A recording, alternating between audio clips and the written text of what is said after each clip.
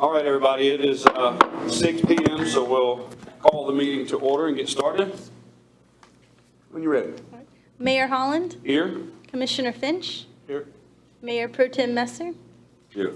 Commissioner Normile, Commissioner Taylor, Here. Commissioner Vogel. Here. Mayor, I'd like to make a motion to excuse Commissioner Normile. Motion's on the floor. All in favor? Aye. Motion's carried. Thank you. All right, at this time, I'd like to call up my friend, Dr. Lane Harpine with Swansburg United Methodist Church to lead us in our opening prayer.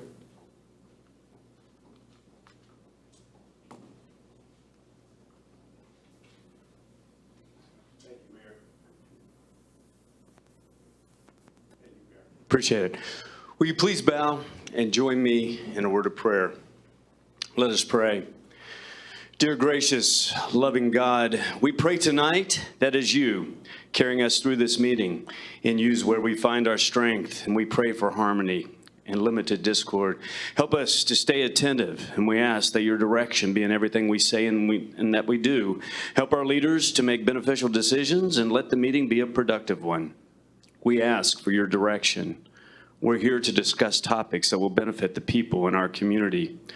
We want to think about how we can make life easier for everyone. Come and give us the wisdom to make the right decisions. Let us not make subjective decisions, but decisions based on solving the problems of your children in love and understanding. Be our leader during this meeting. Show us the way, give us direction, and let us not think of our own selfish interest, but open our eyes to spiritual solutions. New every morning is your love, and all day long you are working for good in this world. It's our desire to do the same. As we serve others, help us stir up a desire to serve you, to live peacefully with our neighbors, and to devote each day to your Son, our Savior, Jesus Christ our Lord. Amen. Amen. Thank you, Lane. Please stand and face the flag with me for the Pledge of Allegiance. I pledge allegiance to the flag of the United States of America and to the republic for which it stands, one nation, under God, indivisible, with liberty and justice for all.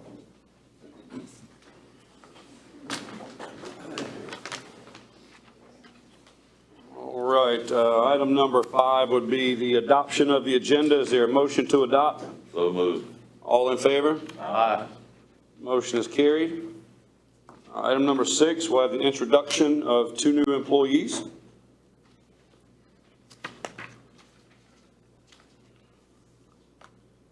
First off, we have Hannah Alcock with the, Emerald Isle Fire Department. Where I was getting that from. And Chris Hancock is joining us in our Public Works Department. So welcome, Hannah, and welcome, Chris.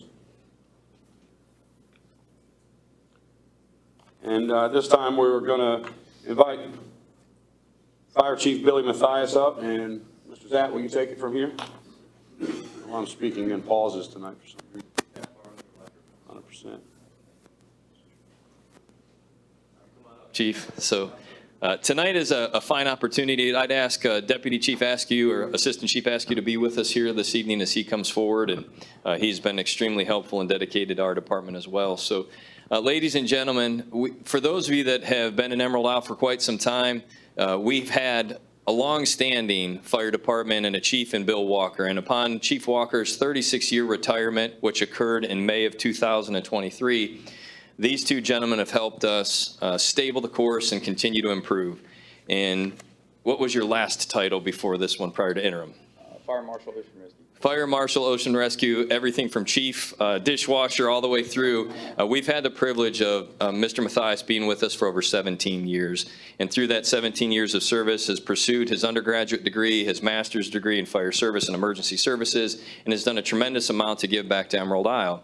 And beginning of June, on June the 1st, he officially took over as our interim fire chief and served in that position diligently, steadfast, and humbly for 90 days. And that period of transition concluded September 1st. So tonight is our official opportunity to, as a department, as a community, recognize Bill Mathias on his major accomplishment of serving as only the 2nd chief in 4 decades in this hail town, which is an amazing process. Third chief in 4 decades? Oh, thank you. Yes, that was short period prior to Chief Walker, correct. So, but after a 30-year hiatus of one chief, now we're transitioning to a second. So we want to go ahead and publicly recognize Bill tonight, and we're going to have his official pinning ceremony as well. So if you join me in applause as we ask his family to come to the front.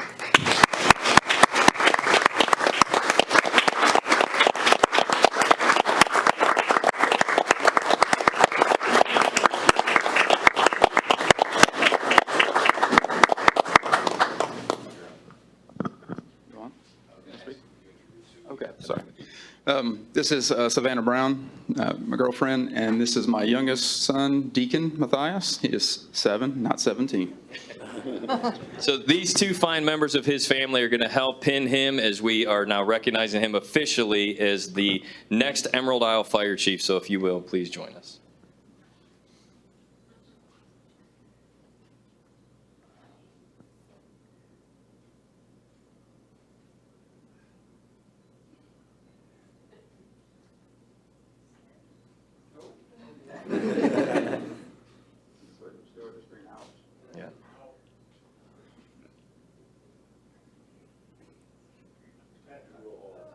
Just hit it hard, yeah, right.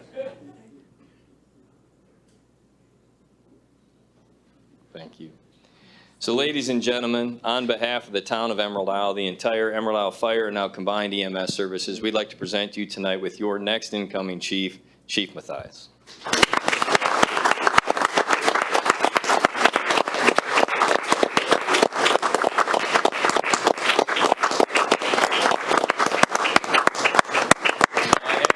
To speak before or after, and he said neither if is the case, but would you like to say a few words? I want to thank everybody, community, elected officials, Matt Zapp, everybody worked with throughout the years, learning from every single individual, whether it be a mistake on my aspect, the negative, we learn from those as well. I look forward to continuing to grow the department, grow our personnel. I do feel that that is a vast area that is important to us. In reaching the needs of our community, addressing those needs, and then looking at where we can improve. So very humbled, very proud to be standing up here before y'all, and I look to continue my several number of years left with the town of Emerald Isle. Thank you. Good job, Billy.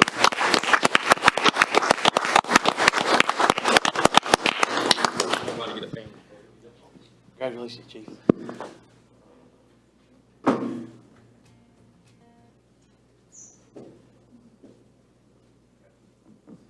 Good. Congratulations, Chief. Congratulations, sir. Congrats, sir.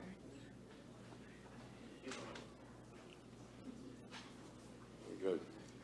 Big time congratulations. Well earned, well deserved. Thank you. All right.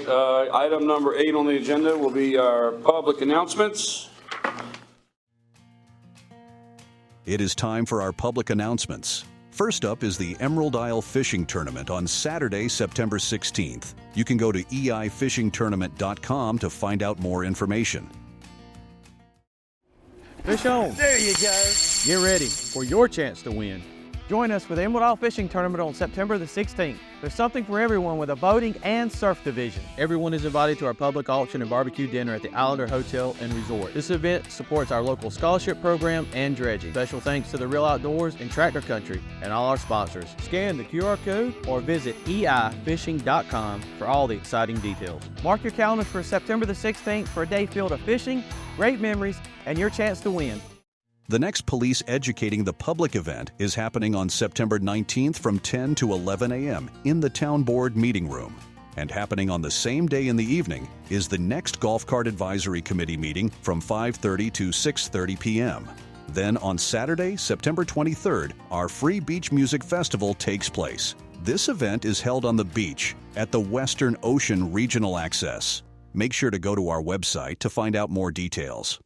Get ready for the ultimate beach party of the year. The Emerald Isle Beach Music Festival is back and better than ever. Mark your calendars for Saturday, September 23rd from 10:30 a.m. to 5:30 p.m. It's a free event that's perfect for the whole family. Enjoy non-stop music from incredible bands, including Too Much Sylvia, Chairman of the Board, The Embers, The Tams, and The Tones. And guiding us through the day's excitement is the one and only MC Big Sam and Company. Indulge in a variety of fantastic food trucks. And don't forget to grab your festival t-shirts and exclusive merchandise. A huge shout out to our amazing sponsors, Carteret County Tourism and Development Authority, UPP Global, and Emerald Isle Realty. Join us at the Western Ocean Regional Access for a day filled with music, food, and memories. The Emerald Isle Beach Music Festival. Be there or miss out on the summer's hottest event. All right, next up is the Planning Board meeting, which is on September 25th from 6 to 7 p.m. The next Coffee with a Cop takes place September 28th from 9 to 10 a.m. in the Town Board meeting room. And our next Neighborhood Watch meeting is going to be October 3rd from 6 to 7 p.m.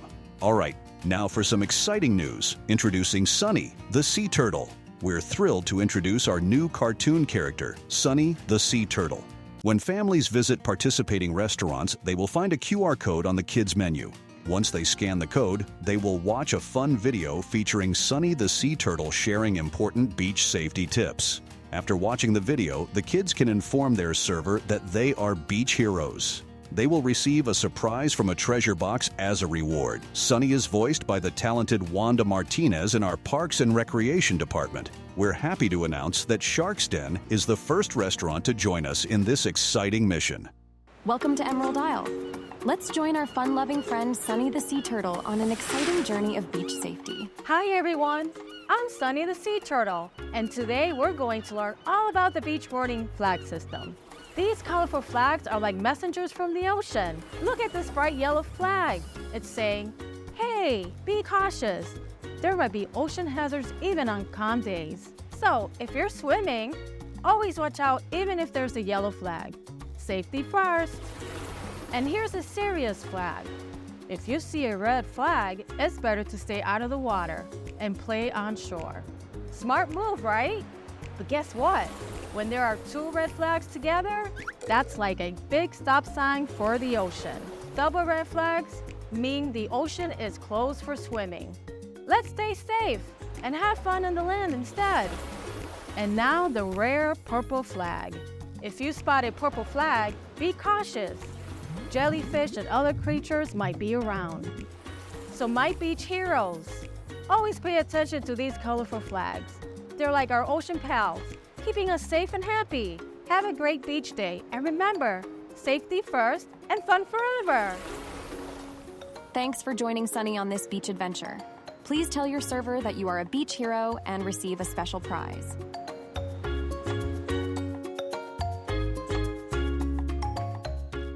If your restaurant would like to participate, please contact Mark Cruz at mcruz@emeraldisle-nc.org for more information.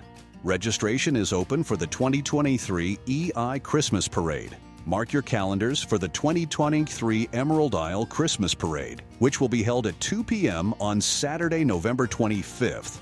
The 9th annual Emerald Isle Marathon, Half Marathon, and 5K registration is now open for participants and volunteers. You can go to runemeraldisle.com for more info. Join us for our 9th annual Emerald Isle Marathon, Half Marathon, and 5K on the beautiful Crystal Coast on October 28th. As a USA Track and Field certified and sanctioned race, our marathon is a Boston qualifier. All proceeds are donated to our local bike and pedestrian path and a local health-related charity. Run for a cause. We look forward to seeing you on race day, Saturday, October 28th, 2023. Sign up at runemeraldisle.com.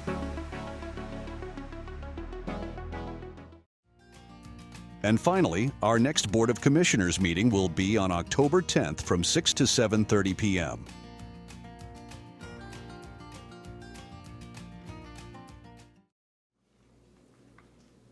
All right, lots of good stuff there. Item number 9 on the agenda for tonight will be the consent agenda. Is there a motion to approve the items on the consent agenda? So moved. All in favor? Aye. Motion is carried. Item number 10 is the consideration of the removal of item number 13 on the progressive goals list, the sidewalk installation from the town's 2023 progressive goals. May I put you on the spot just really quickly? Background of where it was on the progressive goals and where we're at today. Absolutely. So this was a discussion that came up in January on the 4th and 5th at the town's goal-setting session. The board had encouraged staff to look at sidewalk installation locations, and we looked at both Lee Avenue and from Station Street to the Point. And based on some community and public feedback, our recommendation as a staff is to consider removal of those 2 sidewalks and then reinvesting that $150,000 into immediate roadway repairs throughout EI. So what we also did is went ahead and had Public Works rank the next available roads, and we're securing pricing on that. So we officially would need you to remove it from our list and then ask us to, or reassign us to roadway asphalt projects, which we will. So that's where we are tonight. Very good. Any discussion or questions from the board before I ask us to move forward one way or the other? All right. If that is the case, then I'll ask for a motion to remove item number 13 from the progressive goals list and instruct staff. Excuse me. So move item number 13, sidewalk installation along Lee Avenue and roadways leading to the Point, and instruct staff to secure asphalt repair pricing for the most critically damaged roads in Emerald Isle. Also move again. Sorry about that, I didn't hear you. All in favor? Aye. Motion's carried. Thank you. All right, item number 11 would be the UDO Text Amendment, Section 6.4, Dunes and Vegetation Protection. Amendment to remove the requirement to fence off the Nashville area. So I'll ask Nathan Rude up to the podium. There you go.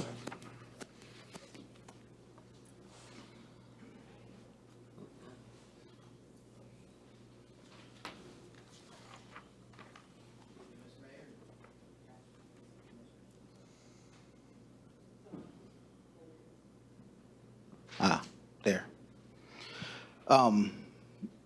Thank you for the opportunity to speak on this. The proposed amendment before you in June of 2023, the Board of Commissioners amended the Dunes and Vegetation Protection Ordinance, which is in Section 6.4, to require that the natural vegetated area, as approved on a submitted site plan, be delineated from the area of development with either silt or construction safety fencing. Based upon several meetings and comments related to these changes, town staff has met with the UDO committee and other parties to listen to their comments and their concerns related to the impact of the requirement. The town's planning board also received comments and concerns related to this requirement during their regular meeting in July. Upon the direction that was received from the UDO committee and those subsequent conversations with contractors, developers, etc., the proposed amendment of Section 6.4.21C subsection I, it would remove the requirement to install silt and/or construction safety fencing between the natural area and the area of development and require staking of this area instead.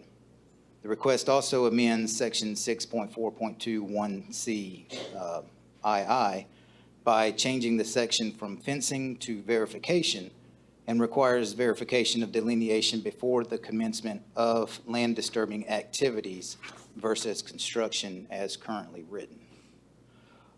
During the regular meeting on August the 28th, the Emerald Isle Planning Board unanimously recommended approval of the amendments as submitted and finds that the proposed amendments appear to be consistent with the 2018 Emerald Isle Comprehensive Land Use Plan, because it would continue to balance growth with the protection of valuable natural resources with private property rights and community cohesiveness, which is found on page 5-9, and appears to be reasonable and in the public interest as it continues to encourage growth while also protecting the town's natural resources.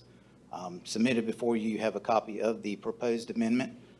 So at this time you can either accept the proposed amendment as submitted, modify it, and approve the consistency statement, or deny the proposal.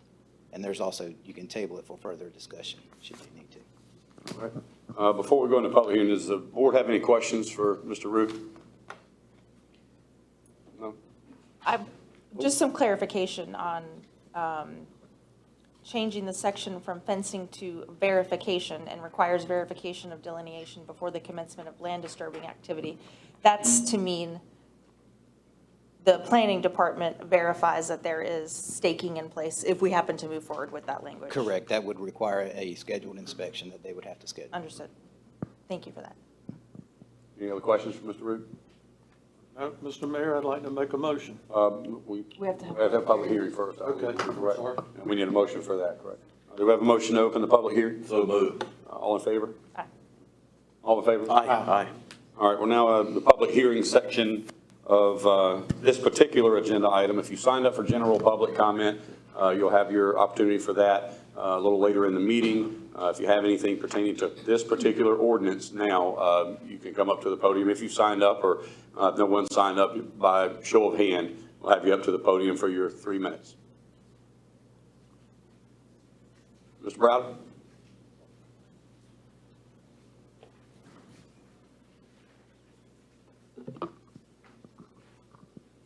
Is up, yeah, okay, it's working. Tony Browder, 7515 Sound Drive.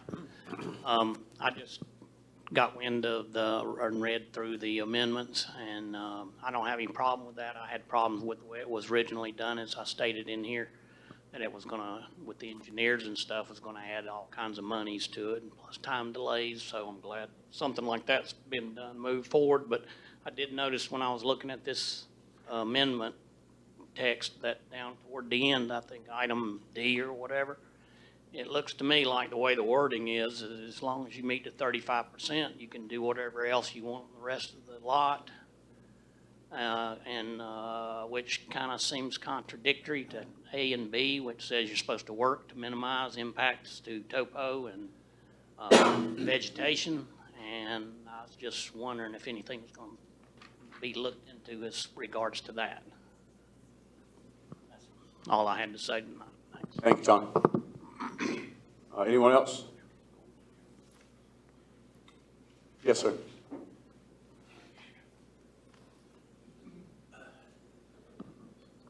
My name is Peter Carey, 109 Coquina Drive. My only consideration is, or concern is, that we say we're going to verify it before the construction. Is there any verification going to be done after construction? Because I see that happening a lot, or often. All right. Thank you. Anyone else? All right, if there's no further comments regarding this, I'll make a motion to close the public hearing. So moved. All in favor? Aye. All right, public hearing portion of that agenda item is closed, and I'll open it up to the board for discussion. Discussion or a motion? I think this is good middle ground that we found. I know that I certainly didn't anticipate the working issues that could happen on a construction site when you put up fencing, people having to climb over it and through the vegetation in order to get to the places on those lots that they need to work. So I appreciate all the comments that developers and builders came forward and sort of shined a lot of light on what that working environment was like. So I think this is good middle ground. Thank you, ma'am. Anyone else? Yeah, and I agree with Jamie. I think we all got educated a lot on other people's business and how things work, and it's a good middle ground without a doubt. And I think this is what happens when you work together and things work out good. So I think we're heading in the right direction. So I also thank you for coming out. Thanks for speaking up.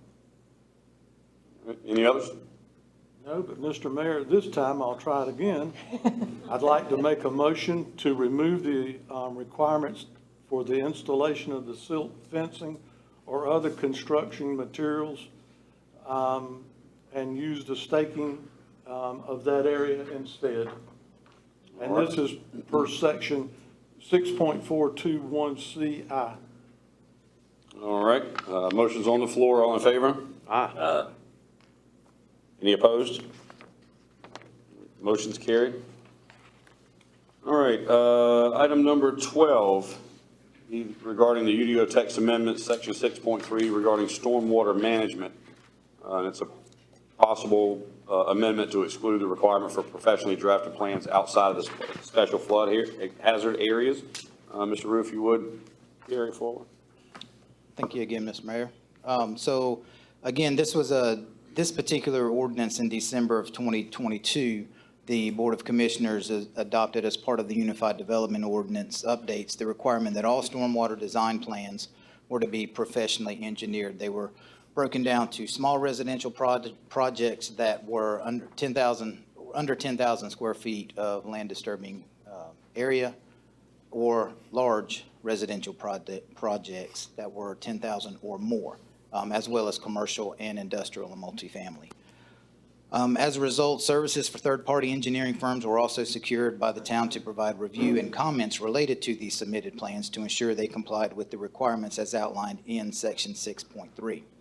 Again, meeting with the UDO committee and the town, as well as other parties to determine if the amendments could be made in order to expedite the permitting process.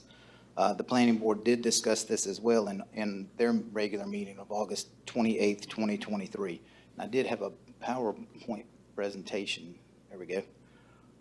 Just to kind of explain this a little bit, and I will try to do it as concisely as I can. Sometimes I get long-winded, if you can believe it. There we go. So section 6.3.2 CIA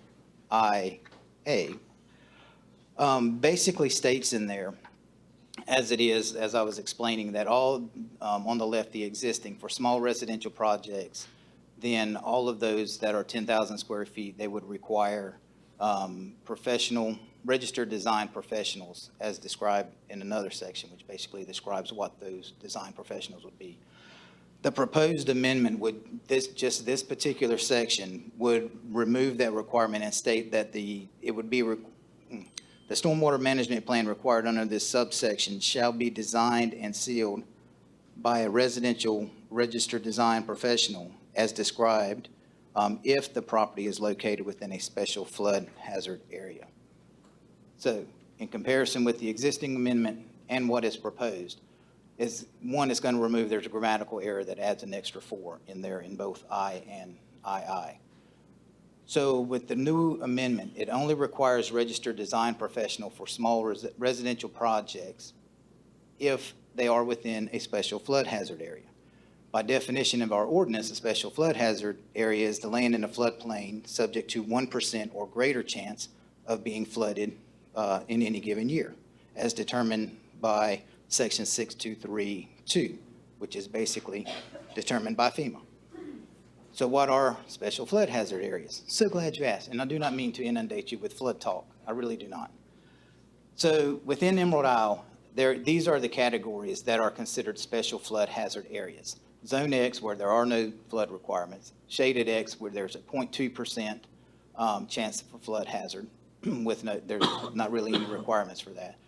We have AE, which consists of AE 6 through 12, which is the base elevation for any structure, whether it's 6 feet, 12 feet, in addition to the 2 feet of freeboard that we have, where those things have to be elevated.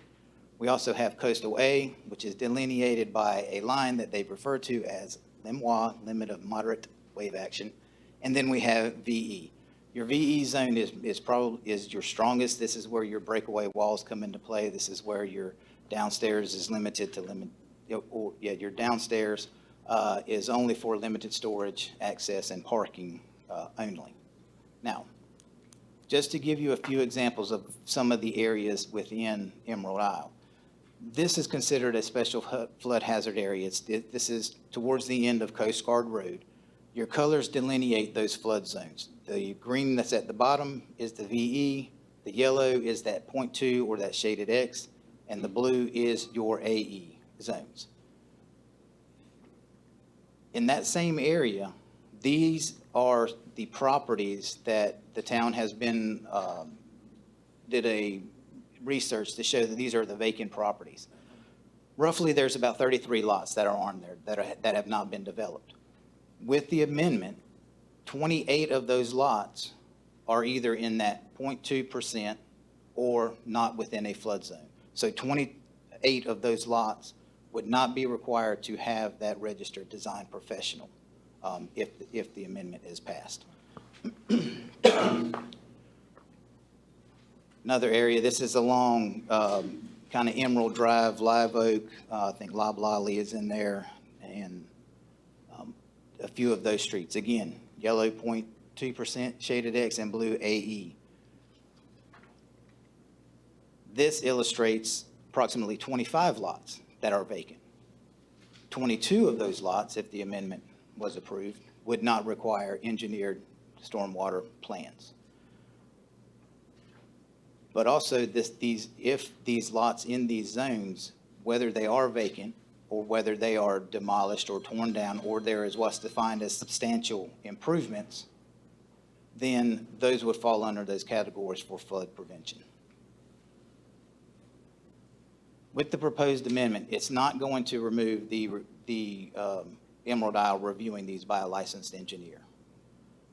The proposed amendment does not remove the requirement by professional designs for commercial, industrial, multifamily development, or residential projects over 10,000 square feet or more. It was considered by the UDO committee and forwarded to the planning board. Again, they recommended approval on August the 28th. They believe that is consistent with the comprehensive land use plan to effectively manage stormwater runoff, and it's reasonable because it provides expedited review by still maintaining compliance with regulations. So this amendment is before you to either approve it with the consistency statement, modify it and approve it, or to continue it for further information or deny it. Thank you, sir. Questions for Mr. Root from the board? Will we have a chance to maybe ask him questions after the public hearing? Sure, 100%. Okay. Yeah. All right, if there's no questions right now, I'll ask for a motion to open the public hearing for item number 12. Is there a motion? So moved. All in favor? Aye. All right, public hearing is now open. Accept any comment specific to agenda item number 12 from the public at this time. Yes, sir.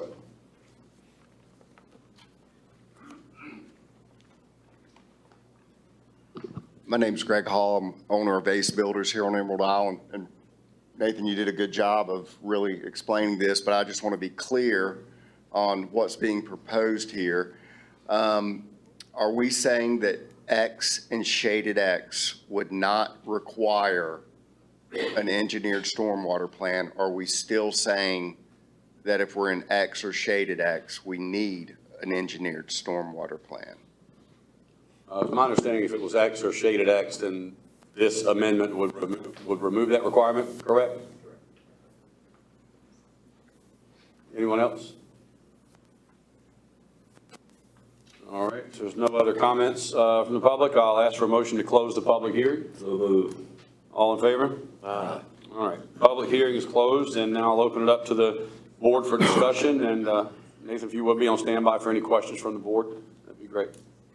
Yeah, if okay, Nathan, I'd love to go back to the map that showed those shaded areas down Coast Guard Road for AE, Coastal A and BE. If you can pull that PowerPoint up one more time. Thank you so much. Great. So the unshaded areas are, just for clarity, are X or shaded X? No, the ones without color are Zone X. They are out of any flood zone. Okay. The yellow is that shaded X area, 0.2%.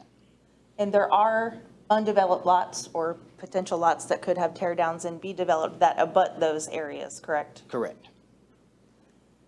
That was one of my concerns with just removing and saying we'll not require a stormwater plan for X and shaded X because there are abutting properties that could potentially have problems if we don't have a proper stormwater plan. Right. And just for clarity, this is not going to omit the requirement for a stormwater plan. It's just will For those omit particular. the registered design professional type plans. They could still design it. It would still be reviewed by an engineer. Their submission would not be required to be engineered. Understood. It wouldn't have to be a state registered. Correct. Okay. So basically, it would remove so that I'm understanding, it would remove the requirement for the first engineer plan that would eventually be reviewed a second time. Is that right? Correct. That first review, that submission, when they do their permit applications that they submit, if it is within Zone X or Shaded X, they would not have to be designed by an engineer. They would not have to be stamped and signed as they currently are. Thank you. I'm not sure if I'm following all the way. So I've talked to quite a few builders, homeowners, everything else too. So right now, it seems like there's 2 engineers that look at it. There's one engineer for the town, and there's one for the builders. Is that correct? Correct. The applicants have their engineer to design it, Yep. and the town uses their engineer to review it. Okay, so if I was a builder and I came up now and I had a lot and I said, and it was in X, my engineer, my private engineer, not involved with the town, is going to look at this. He's going to stamp it and say, this is good, this will work. He's going to present it to you. It's stamped by an engineer and it's good to go. Is that where we're at on this? Once it's received by us, we would forward it to our engineer to ensure that it is compliant. Because the planning department, we are not certified engineers, so. Okay, right. But it won't be 2 engineers anymore looking at it. It'll only be 1 engineer and that one. And then what I'm looking at is like the liability coming down for the town later on. Say this lot that this engineer comes up with, it floods the neighbor next door. But we can go back to the engineer that looked at it, that has his legal stamp on it, and say, hey, buddy, you messed up. Your lot is flooding the neighbor's lot. You said this wouldn't happen, and it happened. But somebody professionally has said, hey, this will work. We're not double dipping and trying to get 2 engineers getting paid twice for the same job. Am I following you? I just want to make sure that somebody professionally that knows about stormwater, other than Joe's fill the hole up, is making this work. Right. So Joe, who fills the holes up, can submit from a zone, if it is amended, then he could do that, and then our engineer would review it. Currently, they would have to have that engineer to design how it is going to prevent that water from runoff, how it's going to maintain it on lot. Our engineer is going to check for the compliance with our ordinance. Is all those calculations designed, what meets our ordinance before it is approved? You're saying the amendment would remove the builder's requirement for their engineer, not a stormwater plan. The stormwater plan would still stay. Correct. It would remove the builder's requirement for an engineer review, but the towns would remain in effect. Correct. Is that correct? Right. Of the approximately 600 lots that we've got, how many would fall in that less than 10,000 square feet? A majority of them? A majority of them, yes, sir. Are there any lots that are not in this special flood hazard area that could be challenging for stormwater management? I believe the great majority of them, yes, sir. So if we don't have that second one, there are cases where it could potentially flood over to the streets or other individuals' lots. There is that potential, yes, sir.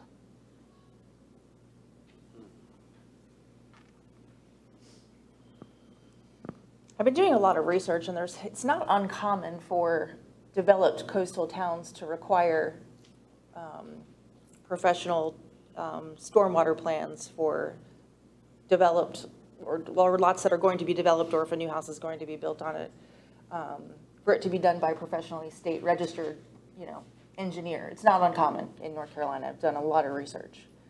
The issues, I think, are coming, if I understand some of the conversations that I've had lately, are coming maybe after that. Either they can't get an engineer on, it's the timing of all of it that folks are having a hard time with. It's taking too long. It's driving up costs for the builders. It's driving up costs for the town too, because we have to have an engineer look at it too, which takes another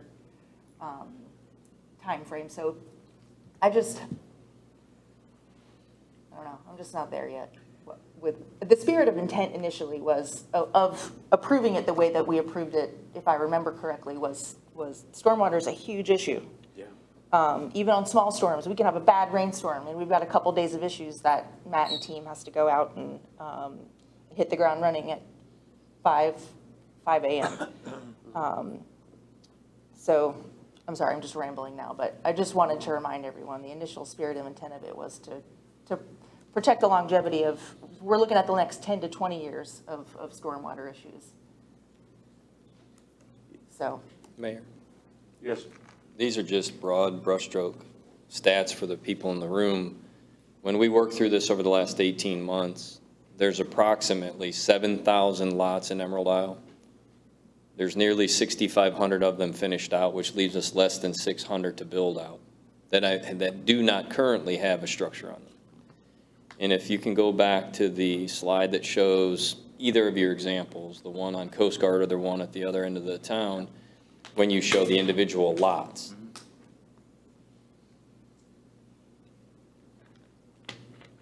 So in this particular map, if Nathan will tell us, you had roughly how many available lots on this particular slide that are shed? The highlighted yellow shows you a lot that can be built on. Correct. That's currently undeveloped. So this one is, you have about 33 lots with 28 of those that would not require. Those 5 additional lots, those were the ones that would be in that, those special flood hazard areas that would require it. So a way to reframe that, there's, in this particular slide, you got builders in the back that want to build houses on these lots, and there's 33 lots that potentially are going to be sold and then built upon.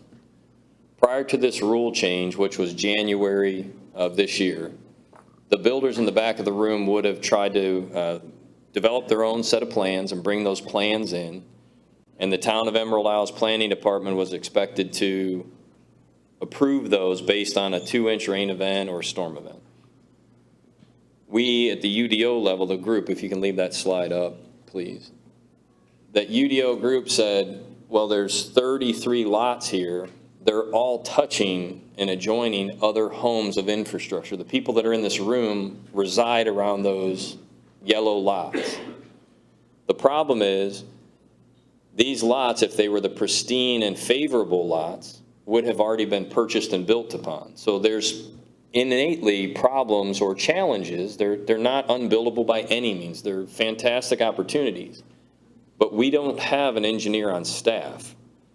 So we utilized a subcontracted engineer, and then there was a potential delay, and we don't want that delay for the builders. So we ceased our relationship with the previous engineer, found a new engineer, and our turnaround time is 3 to 5, 6, 7 days at the most. Our new engineers the new firm has greater capacity. So the question on the floor is, it's not that do we want to hinder or slow the process at all. We're asking, I think, a very serious question here.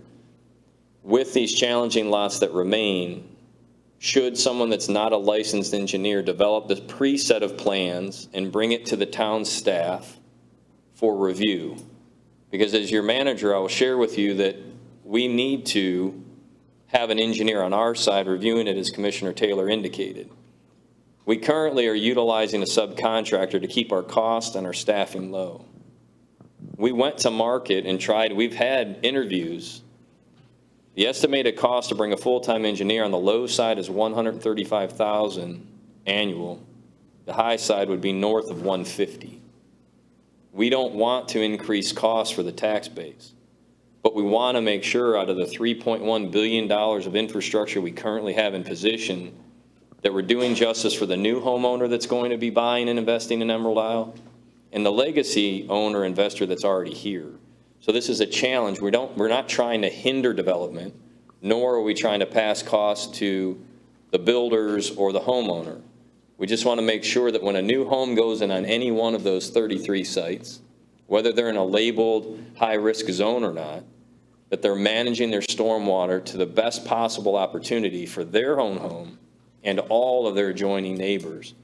Because as Commissioner Vogel indicated, unfortunately, when we had a 4-inch flash event on the Sunday before Tropical Storm Franklin and the Hurricane Idalia, we had homes take water in Emerald Isle on that Sunday. And then fast forward to the Thursday of that event, which is less than 2 weeks ago, we had 6.5 inches of rain in a particular day. It took our public works team 3 days to overcome that singular storm, and that was a 6-inch event. So we're beautiful, like we have a beautiful opportunity here of where we reside and live, but many of these lots are low and are holding water all around them. And we have to figure out how do we build upon and utilize that lot without negatively impacting the neighbor. I'm not sure there's a single solution, but a lot of thought has gone into this because here's where we are at a crossroads of some complicated lots. 485 out of 560, or there's a number there, but it's a great majority are complicated. Thanks, sir. Yeah, thank you for articulating that, Matt. You know what? I've listened to the contractor, listened to the homeowners, listened to a lot of people. I think what I would like to see is this commissioner here, this one seat I'm sitting in right now, is that I don't think we need, if a licensed North Carolina engineer looks at this lot, whether it's in the private sector or the public sector, I think it should stay private. I think it should be a private sector thing. I think if they come in the planning board's office with a stamped, certified engineering stormwater plan, and it's done outsourced, and they're licensed in North Carolina, then we should move forward with it, and that should be the end of it, because it's stamped and licensed. I don't think it needs to be a second check done. If that person, because that goes back on that license of that engineer. If that licensed engineer has said that this is good to go, then it's good to go. Then if there's a problem and it floods the neighbor's house or something happens, I think then that person's held liable for it. That's what I personally see right now, that we should move forward that way with it. I don't think there should be 2 engineers looking at the project. I think there should be one private individual looking at it. It takes away the liability of the town, having a town staff engineer on board. It takes away the cost from that. You have to come to the planning director, say, here it is, here's the license, here's what we got. We're not professionals on that, and we let it go with that thing. But it needs to be stamped. It needs to be stamped. Can I share with you one piece of information that may help you? Yeah. In the tests where we started this to probably 2 weeks ago, I don't have data from September. We had issued 59 permits. Out of the 59 permits, 38 of them were incomplete, and they were provided by a stamped engineer. That means 38 had to go back for secondary review because our engineer caught errors of omission, and that means from 39 to 59 were accurate. That's the problem that we have is sometimes you get a second opinion from a doctor, sometimes you get a second opinion from a lawyer, sometimes you get a second opinion from another professional. What we were saying at the UDO level is the preliminary design provided by that engineer is a great first step, and having somebody on staff that has the practical knowledge of soils, samples, and delineation inside of EI is really helpful. And what we currently have today, and I'll let Nathan speak to it, the engineer that we're utilizing is coastal by concentration and is picking the phone up, calling the builder, picking the phone up, calling the engineer, trying to find the best solution for lot 1, 2, 3 at whatever street. I don't want to use X because X is his own, but at that particular site. And those two are combining their resources to make sure the best outcome is there. I hear Commissioner Taylor, I don't disagree with that. But unfortunately, 38 out of those first 59 were not completed to the requirements that the town had. So it's a difficult spot for us to be in. I have a question for Nathan. Once we have received this certified stamp that this will work, I guess it's your job to make sure it's done according to the way it's submitted. Yeah, once everything has approved, then there are site visits to see that it has been installed as designed. I mean, we've all seen it. People fill these lots and then the water runs over to the neighbor's yard. I mean, and this will prevent that. I'm not going to guarantee anything's going to prevent anything. But according to our ordinance as well, is that responsibility actually remains on that certified engineer that submitted those plans as well, that it is installed accurately. And I think that's what we're talking about. So if they come in your office with a certified stamp and they're a licensed engineer, whether if they screwed up with a drainage or something they thought was going to work, it didn't work, it comes back on that engineer, that private individual that signed off on that, correct? It won't come back on the town because we have a licensed engineer that signed off on that. won't say that it won't try, but. Yeah. Because we're protecting the town's liability because a licensed engineer has stamped it in the private sector and said it's good to go. It's just like all this other professional stuff that happens. I mean, tell me if I'm wrong.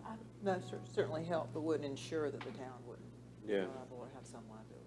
Right. But then we have, to Matt's point though, 38 of 59 permits were incomplete. If there's not a second look somewhere, and we don't have that person on staff today, we do not have a certified stormwater engineer on staff, and it's very expensive to do so. There's no way for us to assess that until a problem exists. For me, that just doesn't feel responsible, in my opinion. But we're trusting that licensed graduate engineer, that he has the license to do that job. And then we have to put trust in that license that he's got. And then if it doesn't move forward and they screw up, then that person should be, lose their license over it. I mean, that's the way I look at it. And not guessing if they did it right or wrong anymore. Just they have the license, they're legal in the state of North Carolina, let it move forward with it. And then if there's a problem, then that person needs to be held accountable for messing up. I mean. Yeah, I don't disagree with that. I mean, that's because then we'd be guessing at real estate agents, guessing at attorneys, guessing at everything.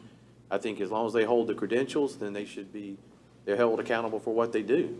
I mean, that's the same thing with a doctor or a nurse. And then if they mess up, then they lose their license, they lose their credentials. The reviewer from one of Ashley's plans, we talked about this, did not know the difference between an AE and a BE flood zone. That's who's been reviewing this stormwater. Not familiar with coastal. I'd like to know about some of the ones that went back with the Clerk where there was a little, because I know Jonathan got denied recently on one of mine. It was a simple little, like they didn't say the way the flow of water was on the street. So I mean, it makes it sound like when you're saying all these ones are turned down, a lot of them are minor little things. And also we're not just filling lots. We only have 65% of the lot to work with anyway. And then now we can't fill more than 2 feet. We're basically taking the flow of water and dealing with the lots the way they are now. Like he said earlier, the lots that we're dealing with now all have some sort of issues. A lot of them have wetland areas along the issues where water, you steer all that water to those areas. But I just seem to believe that we can't fix the stormwater problem with the last 4 or 5 or 600 lots we got inside. I mean, everybody's got their lot, and I live here, and my family Roy lives here, these guys live here. These people coming in, we're going to penalize them and say, okay, you guys are going to fix the issues that we're having here. And they've already told you that the lots that are in some of those areas, they're in X zones. They're really, a lot of those lots don't need an engineer's stormwater.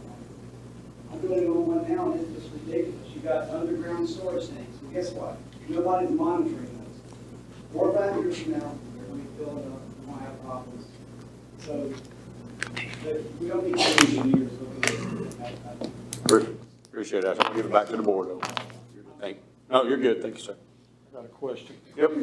In the past years, we've only had one stormwater. Is that correct? One engineer to look at it? I don't know of years past, but since I have been here, there has been one. I'll answer that question. It's not fair to Nathan. I'll take that one. So how far back would you like to go? Let's go back 6 or 8 years. We can go back 7 months. So prior to the new rule, we didn't have a stormwater engineer looking at it. At all? No, we were expecting staff to. When Josh Edmondson was in, well, you go back to Kevin Reed, Josh Edmondson, Michelle Leitner. Because of the UDO committee, we said, this is so problematic. At my desk, I have 180 plus registered complaints that Sarah helps me document. Rank, file, location, issue with it. At my desk, I'm dealing with over $5 million of stormwater improvement work across the community. I can only assume that every single person in this room has had an issue, and the calls that are coming in to the board are severe. immediately following a heavy rain event, not necessarily a named storm. So we as a staff worked with the board and said, we're doing the very best we can. Would you like someone to review this? And it was a unanimous yes, that we needed a subcontracted engineer. So to answer Mr. Melton in the back, we switched that engineer. We don't want him to have a problem. We work well with him. But we also don't have anybody on staff that has that ability to clearly say what that hydraulic calculation is, the 2 inches of rainfall calculated on a 12,744 square foot lot. I mean, we're good at what we do, but we're not experts in that field. And so when you have these calls coming in, we're having to deal with the aftermath as a staff and as a community. So you had no engineer review by a certified stamped engineer prior to October of 2022. We, the town, voluntarily were running those past a coastal stormwater engineer for review. The new rule, if I'm not mistaken, I believe went into effect the second Tuesday in January or the second Tuesday in February. I'd have to pull my notes. But we passed it. It was the second Tuesday in January. It was immediately, we gave you the presentation at the annual retreat and we made that new change. And we were doing that. And to the fairness of the individuals, the men and women in the back that build homes on this island, it was a rocky start. And I can't say that enough to them, and we've apologized directly. We've shifted engineers. The same problem that they're dealing with finding an engineer on the front side, we're dealing with finding an engineer with capacity on our side. But I want to be respectful enough, and I consider a couple of those folks friends in the back. The statement that now's not the time to try to correct it, I respectfully and professionally disagree with. Now is the time for all of us that call this home to think about how to improve it for tomorrow. If you were asking me if you want to table this conversation, that's perfectly fine. But this is a serious issue that has not a $500 review connected to it. I have a $5 million problem that I'm trying to implement with our team of finding outside non-tax funding to fix roads that are flooding, houses that are being impacted, maintaining and cleaning that infrastructure on a daily basis, 365. So I say that with all due respect for the people in this room, but this is a complicated problem. If we had had this meeting 40 years ago, we'd have several $1 million that we wouldn't have to spend that we have spent on flood control if this meeting had happened 40 years ago. A fair statement, and we have a great community with a long-standing history, and a little bit at a time has a compounding effect. Roadway improvements, drainage ditches, all of those things.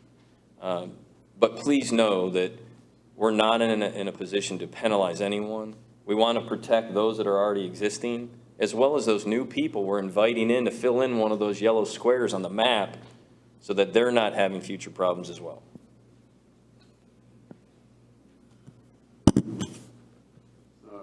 Any other questions from the board for Mr. Ruhr? Any further discussion from the board? I'll wait for, see how y'all want to proceed one way or the other.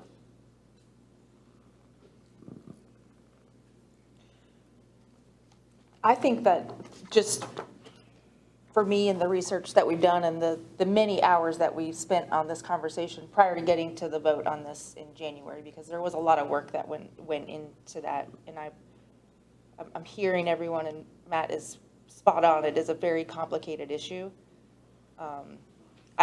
For me, I need a little bit more time to think this through and make sure that this is the right decision, because the way that it's written right now, there's going to be implications, and I just would like some time to think through that.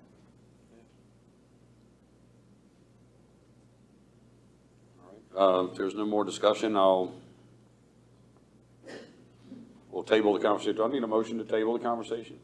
Okay. Well, I'll wait for a motion to table, to approve, to deny. I'm just going to wait for a motion of some sort. Well, I won't make you wait long. I'd like to make a motion to table the discussion on this issue. Do I need to call out I'll make a motion to table the discussion on changing the UDO Text Amendment, Section 6.3 for stormwater management. Okay, there's a motion on the floor. All in favor? Aye. All right, motion is carried. Thank you. All right, item number 13 would be general public comment. So if you've signed up, clerk will call your name as you've signed up. And please limit your comments to 3 minutes. If we run out of time, I'll raise my trusty American flag there, and not to cut you off in mid-sentence, but we'll move on from there and be respectful to everybody else's time. So with that said.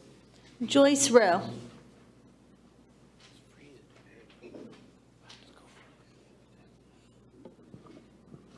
Good evening.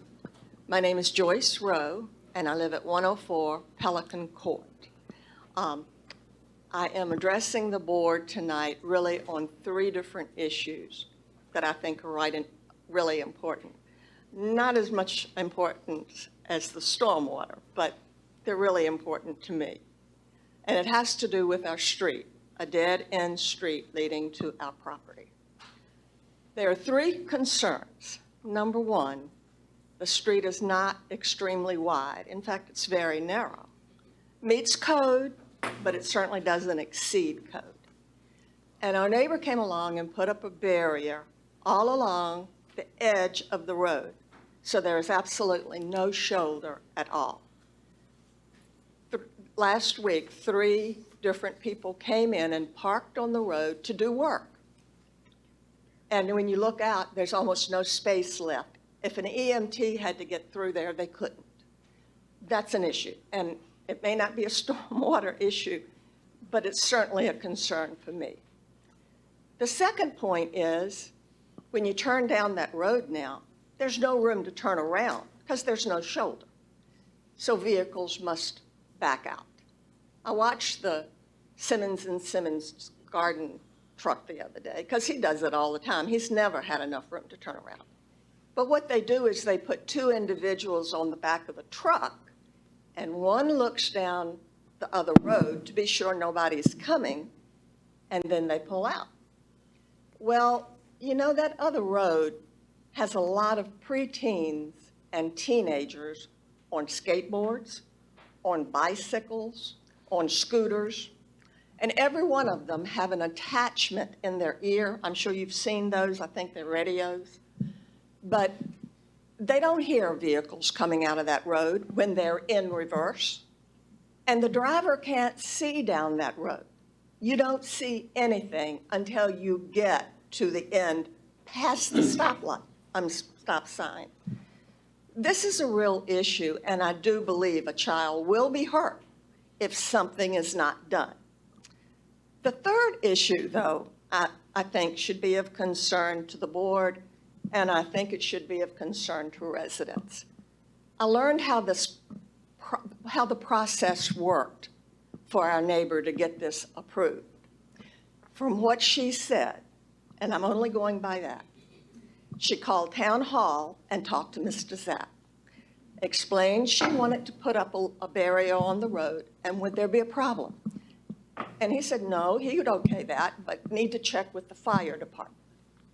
She says she talked to the fire chief. I assume she means deputy chief, but he didn't have a problem because the road meets the specifications, no problem. However, it concerns me, nobody came to look. I talked to the landscaper who built it. No one from the town ever came to look to see what the possible hazards and dangers were. It just was constructed. Thank you, Ms. Rowe. And I think that's a real concern. Thank you. Thank you, ma'am.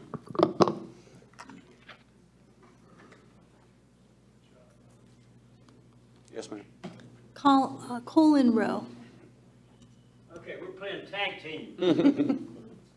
I too have a residence at 104 Pelican Court. I'm Colin Rowe. We've owned property at Emerald Isle. Mr. Rowe, before your time starts so that everyone can hear you. I'm sorry Thank you, about sir. that. Okay. Given my address and everything, we've owned property at Emerald Isle since 1988, both residential and commercial. We've seen a lot of administrations come and go at Emerald Isle, and I'll have to say I'm not real happy with what we have going on at Emerald Isle right now. My wife covered, I think, pretty well our current concern with the barrier. But why should people who are doing things in the way that they should being forced to come and get permission, whereas someone who is in violation doesn't have to do anything? This individual is encroaching on town property, and yet we have to complain about the fact that they are doing that to our detriment. It's all backwards. You got it all upside down. People that are doing things right should be the ones that the board is backing, not the ones that are not. But to finish up what my wife said about the traffic situation, I've tried to work with a town manager, met with him and had several emails. His response to me was to send a drone down the street, taking pictures. You know, we're not concerned about low-flying aircraft. We're concerned about high-flying teenagers coming down the street. Talk about a waste of resources. That's a good one there. And then I also suggested that we meet with the other residents, see if we could work something out. Nothing was done in that regard. Instead, he calls in the town attorney. It's just all upside down. Thank you. Thanks, sir.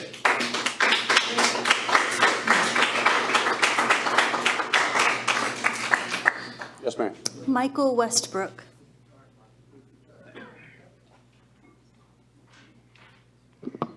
Mike Westbrook, 125 Deerhorn Drive. My major complaint is speeders in this town. The street that I live on, I know cars are going 40 and 50 miles an hour down it. I have put up 5 signs now that are very large on the side of the street, me and 3 other neighbors trying to get people to slow down.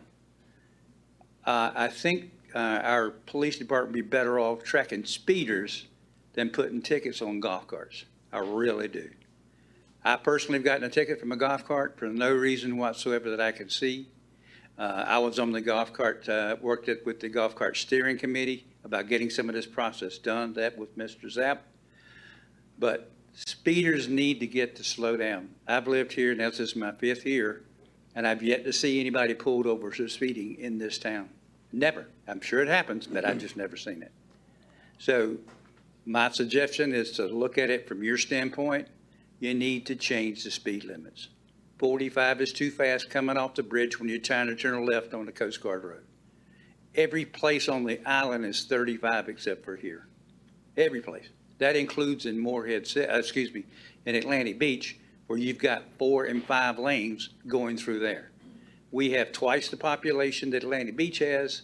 We've got a 2-lane road going through the infrastructure, and the speed limit is too fast. Thank you. Thanks, sir.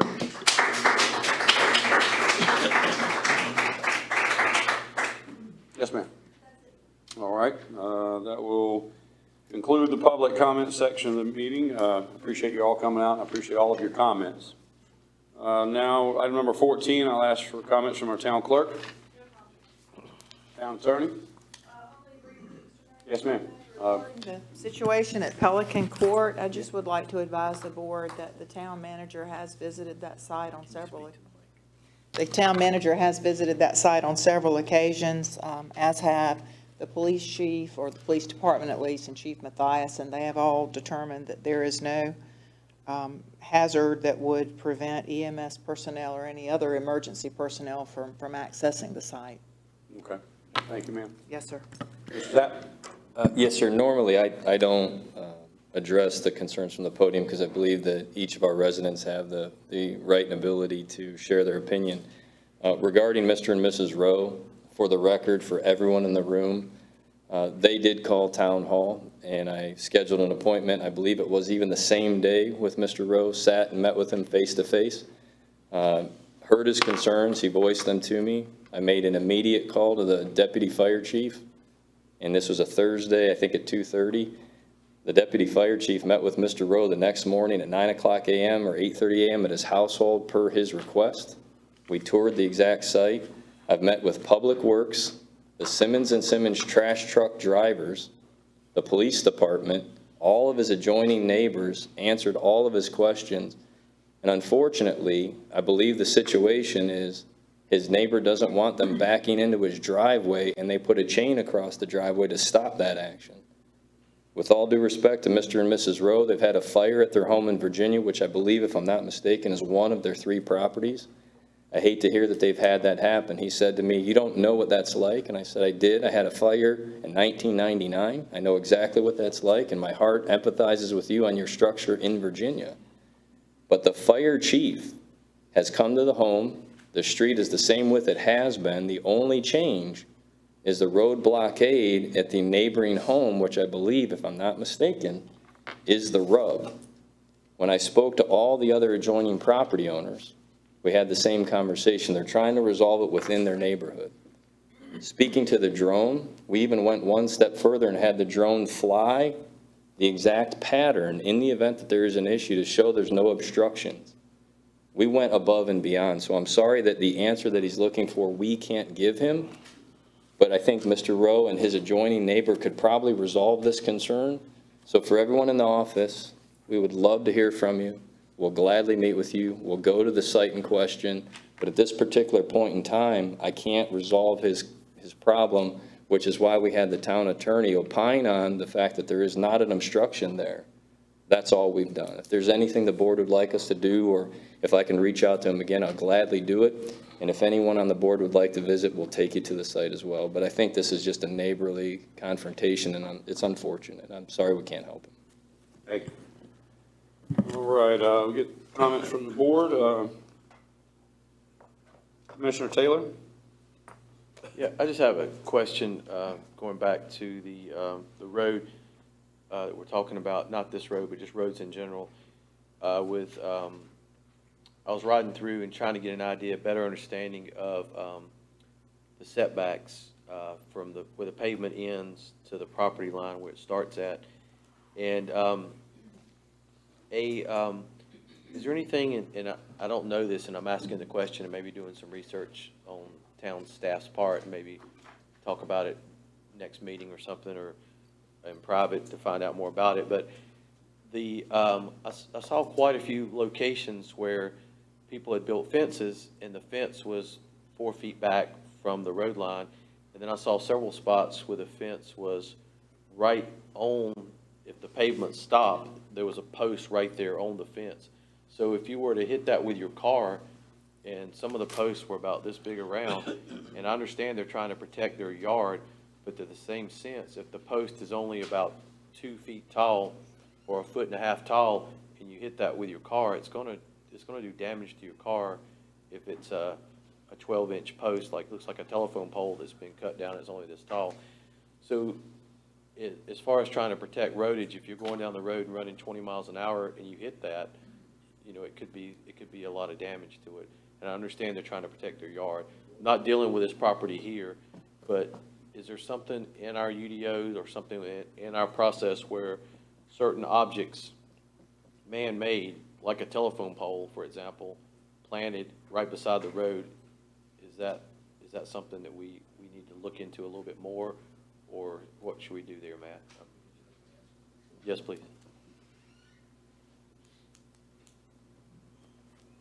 To answer you directly, if you go on the Carteret County GIS, which is general and open to the public, you're going to see exactly what the road right-of-ways are. We can even pull it up and show you an example. The right-of-way on NC 58 is extremely massive at the bridge. It's roughly 200 feet, and then it steps all the way down. When you go onto any of our town-maintained side roads, you're going to have a potential of 50, sometimes 60 feet in the right-of-way. Many people think it's from the center of the road. That's not always the case. The road could be deviated from one side to the other. So when you have a right-of-way issue, the direct question that I think you're asking, and tell me if I've captured it correctly, is, are you permitted to put anything in the town's right-of-way?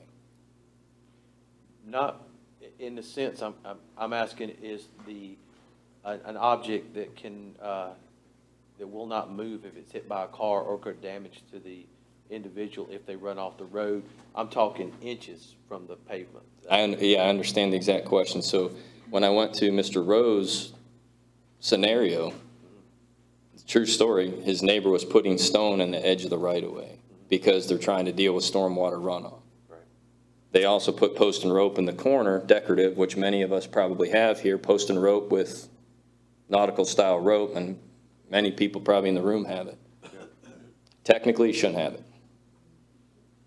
So out of the 6,500 lots, thousands could have a potential concern. It's decorative. To make a statement of whether or not you could hit it and it would hurt you or damage you, very similar to that of a mailbox, which is permissible and required to receive USPS. So on a fence, fences have regulatory setbacks in each of the zones based on the residential district. And also fences on corner lots have increased lines of sight.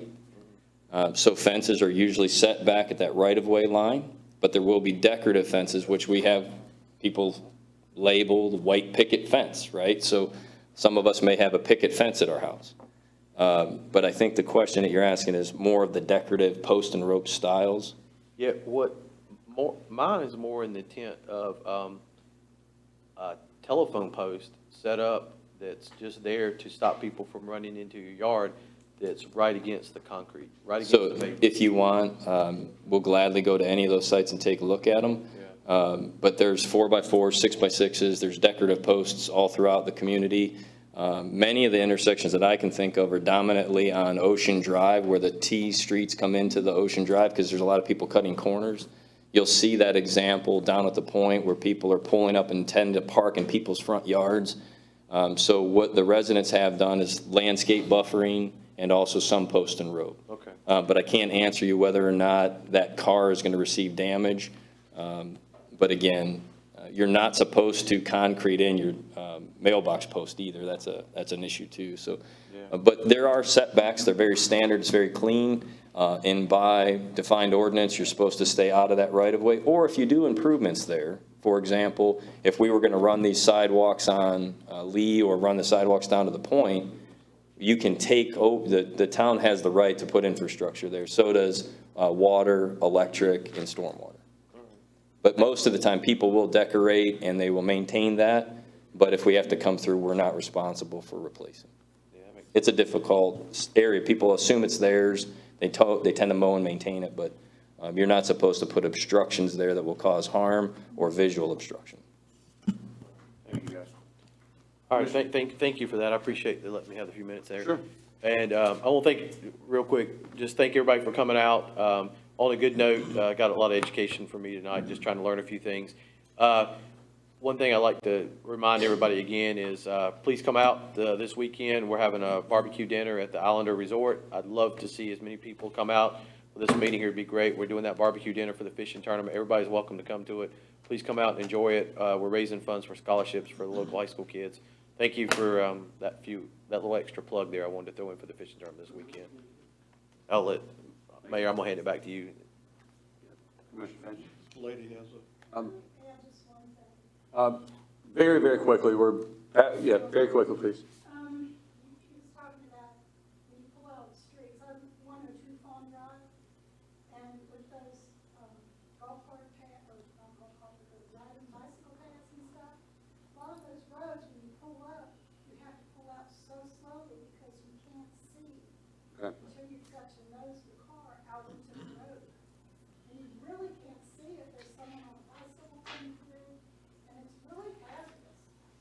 Thank you, ma'am.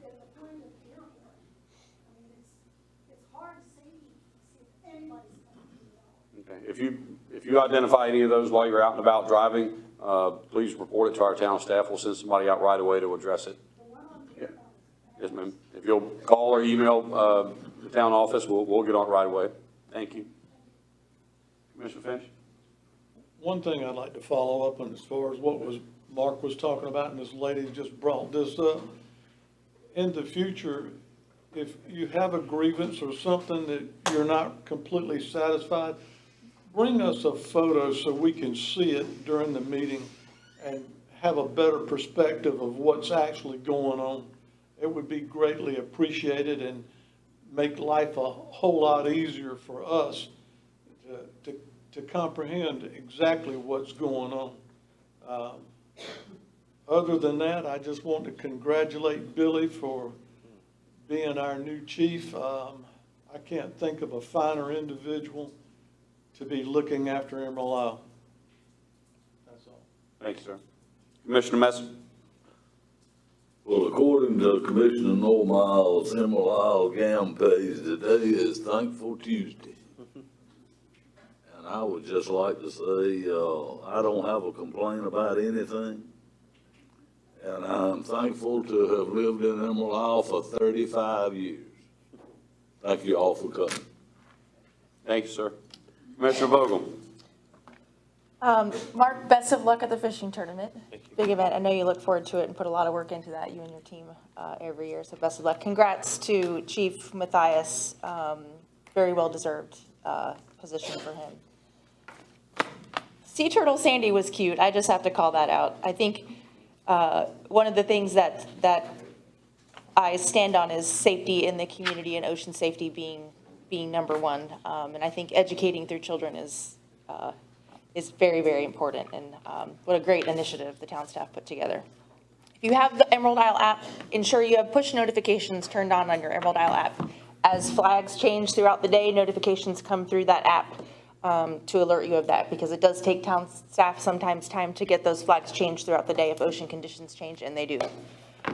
So that's a piece of advice there. And lastly, I just want to call out a couple of stats that Public Works turned in their monthly report as it relates to stormwater. Just this past month, Matt, you mentioned we had a 6-inch rainwater event. But over the month at the Public Works facility, 14.16 inches of rainfall was recorded, and Deerhorn Drive, 12.69 inches of rainwater. So stormwater is a very serious issue. We spend $5 million on stormwater issues, as Matt pointed out, and that's what he manages. So apologies for wanting to delay the decision and have more discussion on that, but it's just so important to vet the implications of changing any portion of the UDO. So that's all I got.